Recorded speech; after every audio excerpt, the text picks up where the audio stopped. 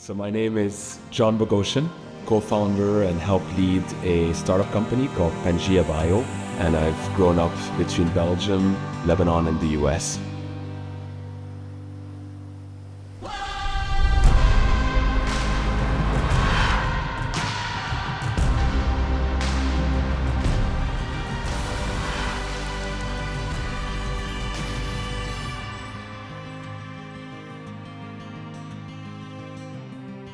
So I spent the first few chapters of my career working to improve human health. I'm originally an engineer by training. First few years I was a consultant, and I actually helped a lot of pharma companies to figure out how to allocate resources to research and development, to actually develop new treatments, but also to commercialize new drugs. And what I quickly figured out was that naturally occurring molecules and treatments had been a really big contributor to new medicines. But over the decades, the economic benefits of those had mostly accumulated in the pharma companies that developed them, and not necessarily to the traditional kind of populations that originally helped discover them in the bush. And together with a couple of people from that company, I decided to start a new one, which is my current company, Pangea Bio, to really scale that insight of working with traditional communities and building on traditional knowledge to kind of develop new kind of modern medicines through the regulatory paths of the FDA and other regulators around the world. And at the same time, to focus on making sure that the traditional peoples that help us develop this knowledge in the first place are also part of the economic incentives of the projects.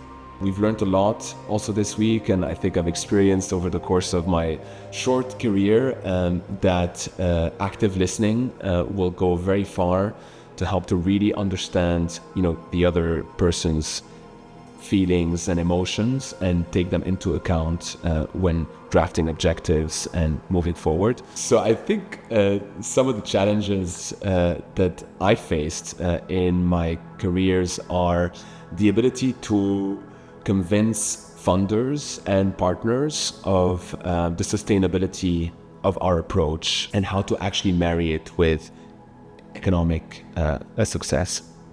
So in the past, it's been quite difficult to raise funding from both investors and pharma companies, because those parties will typically take the view that the best of innovation will not necessarily come from traditional knowledge anymore, but rather be focused on innovation in the lab. And I've also really been challenged by other people in the cohorts that really come at leadership much more from a grassroots perspective, and can really drive effective change by in invoking strong feelings in the other side.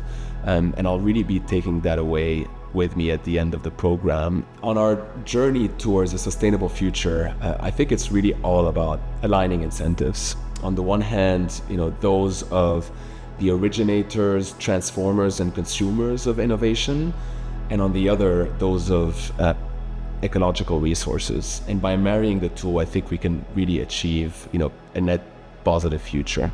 Sustainable practices can be synonymous with a superior economic growth. And so while a really strong conviction around a vision is an absolute requirement for success, it also needs to be married by a strong bias towards action, and taking small steps to make each step on the journey towards achieving the mission and the vision a reality.